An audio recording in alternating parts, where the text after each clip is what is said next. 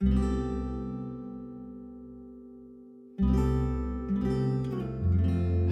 and welcome to Meet Our Makers, an artist interview podcast produced in association with Beats Per Minute. I'm your host, Jeremy J. Facette. On this episode, we get to meet Charles Spearin. Charles is a multi-instrumentalist, songwriter, composer, producer. He wears many hats, and he hails from Toronto, Canada. He's best known for being a part of two juggernaut bands, one being Do Make Say Think, and the other being experimental pop rock collective supergroup Broken Social Scene. In this chat, Charles and I talk a bit about how both of those bands came to be and how their histories are sort of forever intertwined, including the fact that they very frequently release albums basically at the same exact time. We also talk a bit about what goes into a Broken Social Scene song and how they all make sense of the many, many moving parts that come from the many, many revolving members. We also talk a bit about Canada's music scene and the camaraderie there, as well as what life has been like for him during COVID and the surprising, interesting creative pursuits he's taken up during quarantine. So thank you for listening, and please enjoy. This is me meeting Charles Spearin.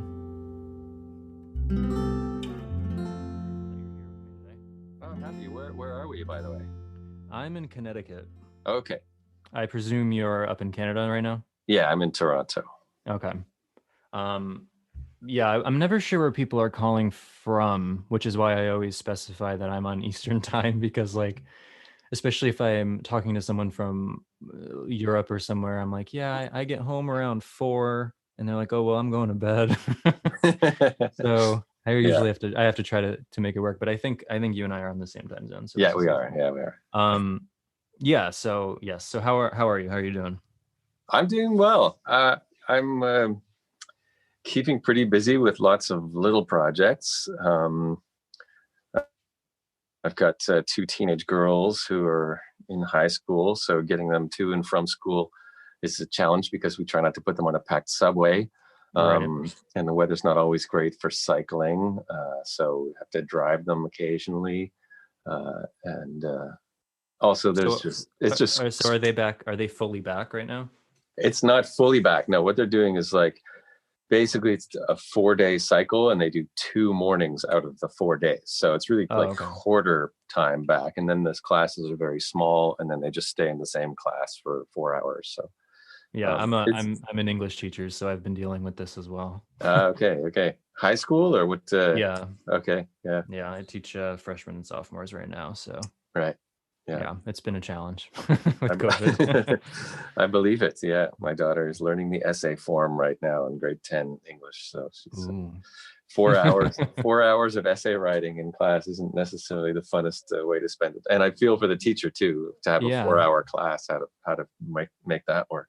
Tricky. Yeah, ours are long too, but they're only 90 minutes. I don't even know that I could do I don't know how I would manage a 4-hour straight 4-hour course. You kind of need the in-between time for them to go work on stuff by themselves and then come back with it. And so if I had to teach for 4 straight hours, I don't exactly know how I would do that. Yeah. And then it's 4 hours online the next day. So it's even trickier. Yeah, we were doing that, but we just recently went back to full time. So yeah, see how it goes. Toronto was doing really well with COVID until about 3 weeks ago, and then it just sort of exponentially exploded. And so we can't gloat anymore about how well we're doing compared to America. And now we're kind of in the same boat. So yeah, I know Connecticut was actually one of the states with the lowest infection rates, and I think we might still be, but we are spiking again. So yeah. It's not good. Yeah. I don't know. Whoever thought it was going away was wrong. Yeah, I know. Yeah. How have you been during the pandemic and quarantine? I mean, were you finding ways to be productive? Yeah, normally I would be on tour right now. We actually had a Broken Social Scene fall tour planned for now, but that was obviously canceled a long time ago. So I've been kind of lucky in the sense that I've been given a few big projects. Like did a film score, I did a few other soundtrack pieces, and I've been invited into some fun clubs, like like I've been in a book club forever, so that's kind of helpful. We read a book every month, and that's been going on for a long time. But now I'm also in a song a day club, which sort of happens every once in a while, and that's just the best thing, where a group of us, sort of all around America and Canada, and I guess there's a couple in Europe too, but we have to write and record a new song every day for a week. And if you miss a day, then you're sort of kicked out of the club. So you gotta it's a real test of just saying yes to everything and following your instincts. Yeah, I assume the pressure is not to write the next great song. No, it's not. It's just it's to get over yourself, basically. Right. And it's really healthy and fun. And then everybody sends in their songs, and most of them are really great. It's really it's a really fun group of people, and so that really helps. And then I started a little poetry club as well, similar idea, where everybody has to write a poem a day, and then so that sort of focuses your mind. Yeah, that sounds fun. Yeah, and I recommend it, like, for everybody. Like, it's a simple thing to do. Just get a bunch of friends together and just if you have to write something every day, then the expectation of greatness is thrown out the window. So it's just kind of, if something great happens, then it's celebrated and it's fun. But it's an easy thing to do, and it's a way to keep your mind off of politics. Anything for that. Yeah. And then for quite a while now, I've been working on now it's a musical. Originally, I had been working with a group of Syrian refugees who came to Canada 3 or 4 years ago, and I just befriended them through a children's choir that I was volunteering at. And we had this idea of making an album together. So we were getting together once a week and jamming sort of Middle Eastern music and rock or where, just jamming and making music. And then Esmail, the main guy I was working with, he said, I think we need to write a musical. And this is very much out of my wheelhouse. This is not my bag at all. But I was so excited about it because he was so excited about it. And the idea, the more I thought about it, the more it made sense. Like, all these refugees trying to escape from Syria. And in Canada, there's this amazing program called the Private Sponsorship Program, where any group of 5 people or more can get together and raise funds, and then try and find housing and all this, and themselves connect with refugees in Syria and bring them over and sort of settle them into their community. And Canada really exploded with that about 4 years ago. So there was all these private sponsorship groups of people who didn't really necessarily know each other that well, kind of reaching across the ocean to try and bring these refugees in. And then the refugees themselves having their crazy stories, and then the different music. And so we've been writing and storyboarding, and that's been like a real delight to work on, because they're just such great people, and the music and the stories are so fun. We've been interviewing tons and tons and tons of refugees and interviewing tons of sponsors, so it's been a real learning curve as well, and I enjoy that, learning about it, because it's a part of Canadian history which really should be celebrated, and I didn't know much about it, so it's fun to work on that. Yeah, I've never heard of those, so that's a very interesting program. Yeah, apparently there's a lot of Americans who felt that they wanted their country to be more active in terms of sponsoring refugees, and ended up sort of going through Canada, like donating to these private sponsors in Canada. So there's a huge help from America as well. It's a Canadian program, but Americans raised a ton of money as well. So it's cool. Anyway, it's an amazing story. So that's like funneling into this musical project? Yeah, which is 4 or 5 years down the road. Like, we're still in the script writing, storyboarding, music writing stage, but we have lots of interest, lots of people behind us. We have our hearts set on Broadway, but we won't be disappointed when we don't get there. There's a lot of stops along the way. There are. Is there, maybe this is totally not even really pertinent to my interviewing you, but I just don't know. Is there a Broadway equivalent in Canada? Well, the Toronto musical theater scene is pretty huge. Like there's a lot of big theaters, and like we had our own production of Hamilton. Like I mean, we like to think of it as the third. So like New York, London, and Toronto are kind of the three musical theater places, although the rest of the world hasn't really caught on to that yet. But, yeah, I mean, I can't say I've heard that before, but but we've got the audiences and we've got the theaters, so it's pretty close. Yeah, I know. I'm supposed to be actually going to Toronto next year for the first ever time, but who knows how that's going to look. Currently, I'm hoping, but who knows? Even if we're allowed in, who knows if there will be shows and stuff. So we'll see. Yeah, it's still a great city. Like I wanted to go for a while. So yeah, I mean, I travel. I've never lived anywhere else, but I travel for a living, and the more I travel, the more I kind of appreciate different aspects of home. That's nice, though. Yeah, it's nice to not feel like you travel and you're like thinking, oh, okay, well, this is where I live. Yeah, so it's nice. It's nice. So yeah, it sounds like you've kept busy. So that's good. I know not everyone has been able to afford to keep busy. Some people have been sort of between things that aren't able to go. So right, yeah, that's nice. Yeah, it is nice. And then you also, I guess we can talk about this first. You also very recently put out a new album, a collaborative album. With Josefin Runsteen. Am I saying that right? Yeah, or Josefin Runsteen. But Josefin. I thought it was an O. It's Swedish, so she would pronounce it. That's true. That's true. But it is. Everybody calls her Josephine. So it's. Okay. Called "Thank God Our Plague Is Over With." Or over. Sorry. Thank God the plague is over. Yeah. See, I'm getting everything wrong. My notes are betraying me. And I noticed that it featured Geetha from Moom. So that's cool. Yes. So how did this project come about? Because isn't it, it's all improvisational pieces? It is. It is all improvisational pieces. I was invited by Feist. I used to play in Leslie's band for years, and we've been friends for ages. I was invited by her to this sort of writer's retreat, kind of idyllic getaway in Italy, not this summer, but the summer before. So the summer of 2019. Yes, 2019.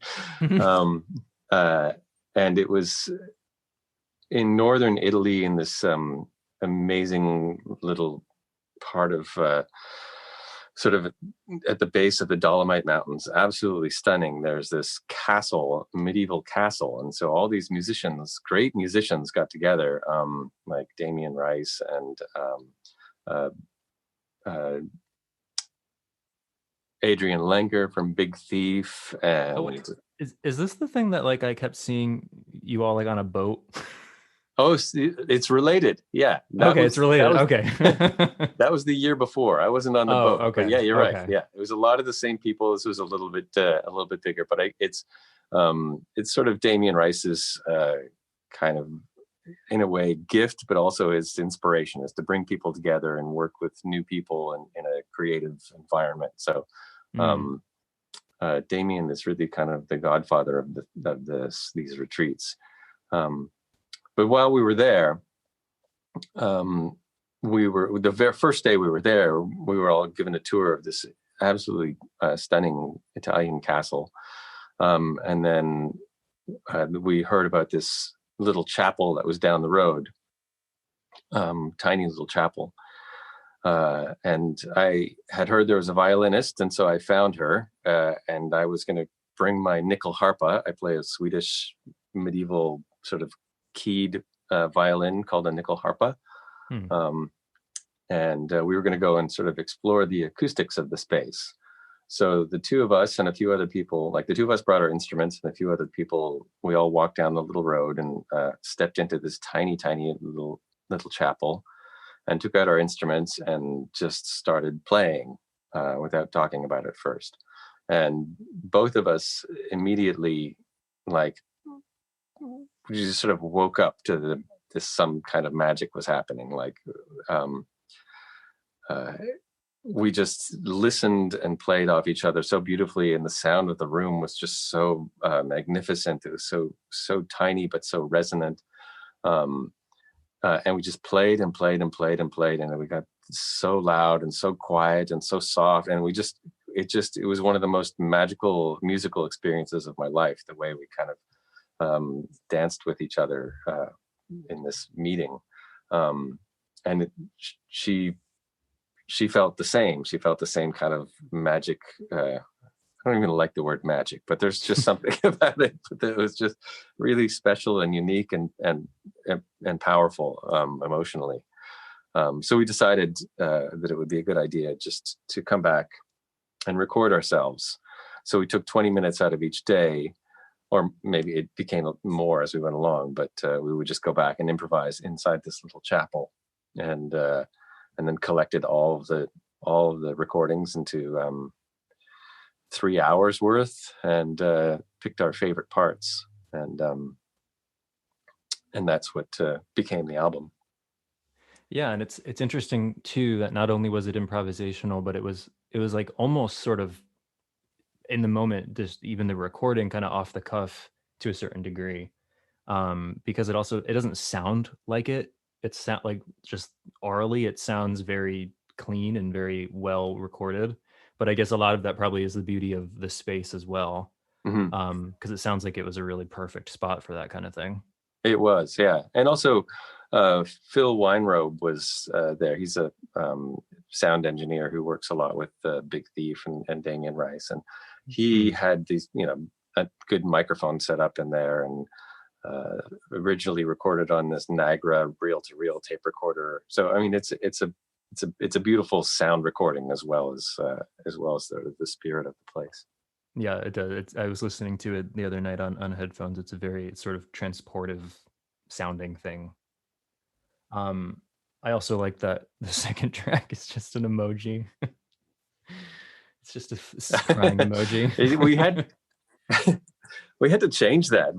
Oh, really? We originally released it ourselves on Bandcamp, and then that's where I listened to it. Yeah, and then Arts and Crafts Records from Toronto, which is Broken Social Scene's record label and my record label, asked if they could put it out, and so suddenly it became through major label distribution, and it's on Spotify, and it's on all the streaming sites. There's no physical copies of it yet, but the distributors didn't go for it. They didn't like the emoji. they were like, how is anybody going to look it up alphabetically? Like, how are you going to get royalties for this? Like, how is this going to be tracked? And we found a few other examples out there in the world. Like, I don't know if you remember Bats. Oh yeah. He has the heart song. The heart one, yeah. And we were like, well, if Bats can do it, we can do it. And that was like his debut. He had like no like cred even to go on at that point. Yeah, and that was anyway. Eventually, we had to concede and change the title to something else. Yeah, I didn't know that because I only listened on Bandcamp, where it's still a crying emoji. Yeah, good. Well, we kept it like that. So with people, when I'm talking to people like you who are kind of known for being in multiple projects, and you play quite a few different instruments in those projects, I always like to go onto Discogs and sort of see the credits that they have. And I was actually a little surprised that you, most of your credits on Discogs are for bands you are actually in. Yeah. Which is kind of neat, because I feel like so many people who operate in this way, they kind of get their start by session work, and kind of contributing a piece here and there. But actually, yeah, your first credited appearance was Do Make Say Think. So I didn't realize that Do Make Say Think actually predated Broken Social Scene and Casey Accidental. Yeah. Um, did Do Make Say Think lead you to those other projects? Um, well, Like, how yes. did those worlds collide in the way that they did? Well, I think, I mean, in the late 90s, sort of mid to late 90s, I was playing in a lot of different bands. Like, they didn't necessarily make albums. It wasn't as Oh, easy okay. to make an album back then. But I played with a bunch of different local bands. Um, well, actually, I mean, I think most of them were bands that I started with friends, because it was just sort of so fun and so easy to do. Like, you just make up a band name, write a bunch of songs, and then book a gig somewhere. So it was kind of what we did for fun, was just to invent bands and play gigs, uh, and you know, the sort of band boundary was very porous and vague. Like, you know, bands would appear and disappear, and it was just, you know, you could make up a new band tomorrow. And it was a fun thing to do. So that happened quite a bit. Do Make Say Think was one of the bands that just sort of kept getting invited to play. Like, when we did our first Do Make Say Think show, I kind of booked the gig as a joke. I invented the band name sort of on the spot, and told my roommates that we had a gig, and they were like, "What are we called?" And because we would just jam in our living room, and we had all these, you know, fun like 8-track recordings. We were sort of an experimental. Instead of watching television, we would just sit around with the 8-track and make weird art noises. And so I booked us a gig, and that was the only gig that I booked for the band. And then we just kept getting invited to do another show and another show and another show and another show. So Do Make Say Think kind of exists because of encouragement. Like, and it's a nice way for a band to begin. Like, there's no pressure, there's no putting together of like mailing lists and reaching out to writers and promoters and all this stuff. It's just kind of like people immediately liked it and pulled us along, and, you know, that's the way the band's kind of still been going. We're 25 years in almost. And so that was kind of one of the bands that kept going. Like, Casey Accidental was myself and Kevin Drew, sort of pre-Broken Social Scene, and he was a friend and a Do Make Say Think fan, and he invited me to play in his other band called Dejula, and we did a couple of gigs, and then they broke up, and then Kevin and I started our own recording project. And we did a couple of gigs as well. And then while I was on tour with Do Make Say Think, and our first big European tour, Kevin borrowed my 8-track and met Brendan Canning, and then the two of them made Feel Good Lost, which is the first Broken Social Scene album. And then when I got back, I mixed it. But basically, the reason I'm not on so many other albums is because between Do Make Say Think and Broken Social Scene, I was quite busy for 15 years. That was a big, you know, they both took up all my time. I did play live with other people pretty regularly. Like, I played,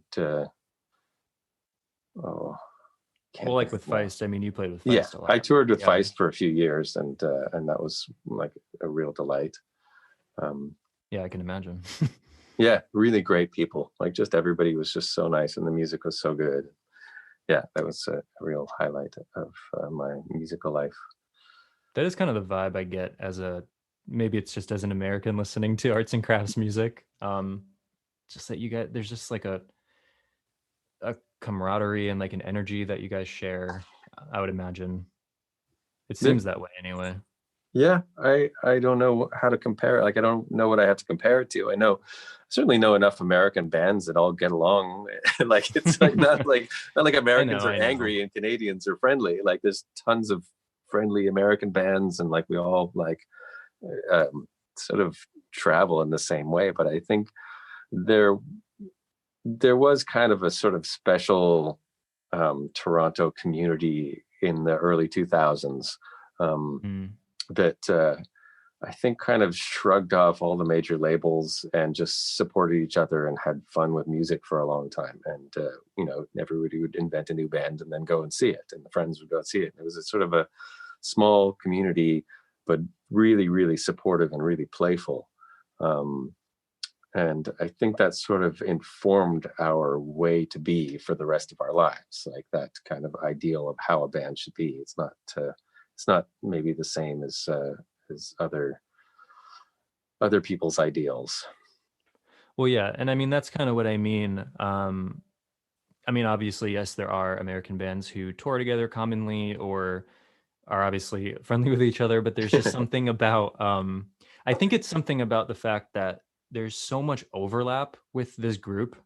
I'm just looking now at the credits for example, I had the credits for the first Casey Accidental Band album pulled up, and it has you and Kevin, but it also has, Evan Cranley and Jimmy Shaw and Emily Haynes. And so all these people, like you say, they form other bands, but then they also kind of, all these bands sort of crisscross. Yeah. And I think that's kind of what I noticed as a sort of budding music fan, in my teen years when I was starting to get into more music, and I kept being like, oh, this person's on that one, and that person's on this one, and there was just like that interconnectedness that was sort of unique, at least to me at the time. I would credit a lot of that to Kevin Drew's attitude to bringing people together.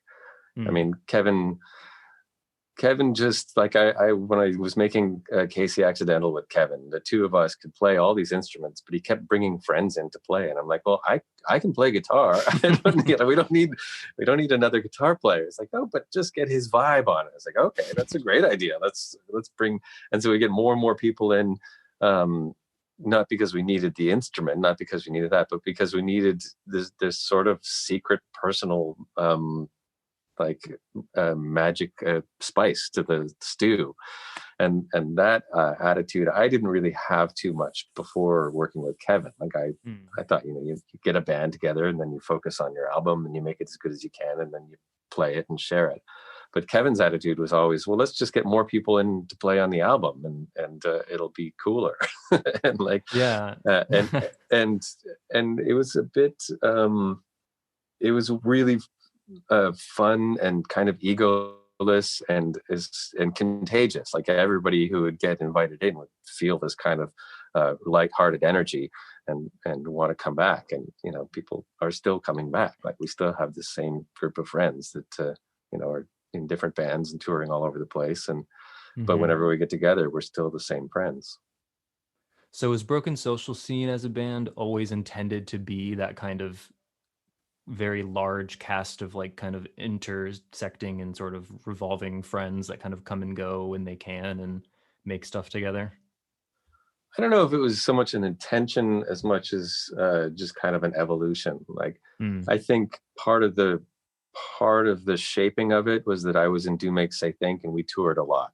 So when I was on tour with Do Make Say Think, I couldn't be with Broken Social Scene, so they'd say, okay, we'll just get Evan Cranley to come in, or we'll bring in Andrew for this, and this sort of revolving cast kind of came as a way of sort of accommodating everybody. It wasn't intention; it was just a natural sort of progression of how these people could continue to work together and be friends. So, in a more like today's terms, then, so how does a typical Broken Social Scene album even get made? I mean, does Kevin sort of sketch out a bass line and then everyone sort of adds on to it, or do people kind of compose their own parts and you combine them? We very much all write our own parts. Like Kevin, okay. I mean, there's sort of this maybe understanding that Kevin and Brendan write the parts for us, but that's never happened. Nobody tells anybody else what to play. Occasionally they'll tell us what not to play, like, no, we don't want that drum beat. Try something like this. So there's more of a coaching rather than like an actual written part. That happens pretty regularly. But at the same time, when we go in to record a Broken Social Scene record, we always know that we need to leave space for other ideas, other people's ideas. So we'll often kind of either we'll get together in my garage here and jam out but a handful of sort of rough songs, just maybe 4 or 5 of us. And then we'll go into the studio, and we always end up writing a million more in the studio, because while one person's recording, 2 other people are in the, you know, in the control room just jamming, or in the lobby, whatever. And there's just no shortage of new ideas. So we have this kind of like fountain of music when we go into the studio, and we're not shy about being unrehearsed. Like a lot of times the first time you play something is the most I don't know, the most sincere, or the most, it's like a conversation rather than a speech. And so we love to be able to record the first impulses. And then everybody gets excited and wants to add more and more overdubs, and then we all sort of say, no, like Evan's going to be coming in next week, like let's just leave this, because he's going to come up with something great. We don't know what it is, but we'll just leave room for him. And then towards the end, once all of the pieces are there, like basically everybody gets to feel like they've contributed a part of themselves, like their ideas. Like, and once all of those ideas are in, that's sort of when Kevin in particular starts to get a little bit more like, what's a word that's not controlling? Like he starts to sort of funnel the song together in a way that he likes. Okay. So he's basically taking all of the elements and picking his favorite ones and turning them up, and like sort of I guess we sort of provide all the ingredients, and then he cooks with it. But anyway, I don't know. I'm always a big part of the mixing process as well. But it's I feel like basically it sort of opens up with this really broad invitation: come and be yourself, add your parts, like, and we will encourage it and want that. But then as we go along, like eventually the decisions have to get made. So it's really helpful to have someone say like yes to this and no to that.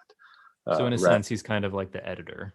Yeah, I think that's maybe a good word for it. Like there's, we're not a democracy, and we're not a like, at the end, it really comes down to, I mean, there's a certain amount of campaigning that happens. Like if maybe 2 of us really like one song or one part, then we'll try and push together for that, and maybe call somebody else and say, don't you really like that song? Maybe you should tell Kevin you like that song. So it's this funny kind of like, I don't know. It's sort of a strange political dynamic, but yeah. But I'm sure it sounds like it's mostly an amicable process. It is, yeah. It is. I mean, there's always some disappointment because one person likes one song more than another, and it doesn't make it onto the record. But everybody understands that everybody's treated fairly. Like every single Broken Social Scene album could have been all sung by Kevin, and we make sure that that there's all these great female singers who have really uplifted the band so much. We just like make sure that they have a space, and are welcomed and encouraged and included. Does Kevin write the lyrics? He writes a lot of the lyrics. And he has written lyrics for other singers, but not often. Usually everybody writes their own lyrics. Like when Brendan sings, they're Brendan's lyrics. When Emily sings, they're Emily's lyrics. When Leslie sings, they're her lyrics. I think Lisa Lobsinger worked more with Kevin, like Kevin wrote some of it, like All to All was written by Kevin but sung by Lisa. But yeah, I mean, really, ultimately, the whole intent is to let everybody, or hope that everybody feels genuinely appreciated and part of it. Does it ever surprise you, since you're still in the band now, does it ever surprise you when you look back and see like kind of how much Broken Social Scene kind of did explode onto the scene, especially with your second album. I mean, the band did sort of become like this tentpole band, um, which I don't think anyone really ever anticipates. Mhm. So does it ever like kind of surprise you in a good way that you guys have made it this far and are still sort of attracting that same sort of fan base along the way?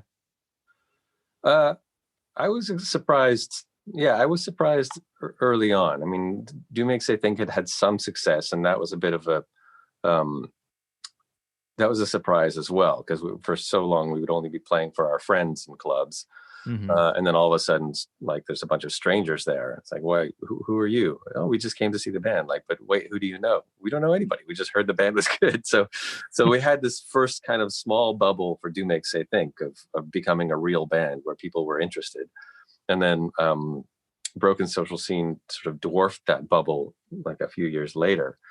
But I think Broken Social Scene really for 15 years or so has really been kind of plateaued. Like, we're successful and we can still tour and play nice venues, but our like we still never had a hit. Not that we're really trying for one, but like we just have this sort of comfortable um, um, so what do you call it, like a middle class band. Like, we kind of make a living off of it, Yeah, yeah, and yeah. we're doing all right, but we never like blew up into superstardom, which sometimes when you get the first bubble happening, you feel like, oh my god, how far is this going to go? This is incredible. And certainly when we played Lollapalooza in 2006, I think that was probably one of the freakiest moments of my life. Like, the crowd was huge and insane and screaming for us, and it was just like, oh my god, this is us, Yeah. our friends. Like, what's going on? So at that point, maybe we thought we would one day be, headlining these festivals. Like, there seemed this sort of possibility of like they could just grow and grow and grow. But that was the beginning of our plateau, and we don't resent it at all. Um, it's just we don't feel to go back to your question, we don't feel the surprise of it anymore because it's been so Hmm. similar for so long now. Right. So maybe it was sort of shocking in the beginning, but now you've kind of eased into it and kind of are at a place where you can relax with it a bit, I think. Yeah, yeah. I mean, we still would like to have, like, every time we make an album, we have this sort of hope maybe that it will kind of reach a newer audience as well, instead of just the same fan, the diehard fans. Mm. Um, but usually we don't think about that too much. Not too much when we're in the studio. We just try to Yeah. make music that we like, and allow other people to be part of it. Yeah. Is that generally sort of the mission when you guys go into the studio? Is there ever some sort of clear vision of what's to come out, or is it just sort of to bring people together and watch what happens? I mean, we've tried. We have meetings before every album, but Mm. once we get in there, we just do our thing. Like, Yeah. it's we don't really know how to behave differently. Like, we have ideas, we get excited about them, and we record them. It's not like there's any real plan in place. Yeah. Yeah. How many hours of audio do you think are somewhere on some cutting room floor? There's actually a ton. And in fact, during this whole COVID lockdown, we've been trying to kind of catalog some of it, because Hmm. there are, several dozen songs that are like finished or 90% finished that are really good. So I think we're talking about kind of putting a collection together of, like, sort of leftovers, Hmm. which, hey, I know some of them I put hours and hours and hours of work into. So I would be thrilled if they saw the light of day. Um, Right. and some of them were recorded 15 years ago and kind of cool in that sense. Yeah, no, it's kind of, I always think it's kind of neat, those kinds of things, because it's sort of like a little time capsule almost, Yeah, it is. Yeah. especially for something that is, at least from an outsider's perspective, like Broken Social Scene is quite an, as almost as you said, an evolutionary thing. It's kind of, expanded and contracted over time. So to go back and see 15-year-old, versions of what you guys were, I think would be really interesting, even from your point of view, from like a curator's point of view. Mm-hmm. Yeah, and it has been fun to go back and listen to these songs that completely forgotten about, but still know inside and out, memorized. Like, it's like sense memory. Yeah, exactly. Yeah. So that answers that question. Is Do Make Say Think on hold for COVID? Yeah, Do Make Say Think is on hold. I don't know if it's for COVID. We haven't done anything in a while. Yeah, I think what was it? Your last one came out in 2017. Yeah, that's right. And that was the same year as the last Broken Social Scene record. Yeah, it always works out that way. It's awful. Oh, okay. Is that by accident? It is totally by accident. That's so funny. That gives you a very busy year. Exactly. That's the way it is. I get these like busy times, and then it's just there was a moment when it looked like both the albums were going to come out on the same day, just by accident. Like, wow. Yeah. So, and that's happened a few times. That's funny. But we're still a band, although I haven't seen the guys in a while. We got together for a barbecue like a month or so ago, and that was fun. Oh, that's nice. But we're not the hardest working band, but we all love the music that we make together. So there's always this kind of like in the back of our mind, it'd be nice to get together again and do something. Well, it's kind of like what you said about Broken Social Scene. Like, you guys are all sort of connected. So even if you go a few years without being together and making stuff, you get back together and you kind of lock back into the groove of things. Yeah, very much. Yeah. Yeah. And also, everybody's pretty busy in the band. I know Ohad and Justin in Do Make Say Think, they've been doing a ton of film score work and they're really good at it. So and they have, everybody's got kids. So like to have a good film scoring gig with income and children, and it doesn't interrupt, COVID doesn't interrupt it too much. Like it's there's not a lot of rush to get back into the van and hit the road again. Right. Yeah, no, that's true. If you can get something you can kind of do from home, why not? Yeah. Well, thank you so much for talking to me today. It was a pleasure. Yeah, I really appreciate it. I really appreciate your time. I've been a general fan of Broken Social Scene for years, so it's fun to get to talk to you today. Nice. Well, nice to meet you, Jeremy, and good luck with Connecticut. That's a loaded statement. But I'll try my best with Connecticut. Okay. You try your best with Toronto. All right. Yeah. All right. Well, thank you again. I really appreciate it. Yeah. Thanks very much. Take care. Bye-bye. You too. Bye-bye.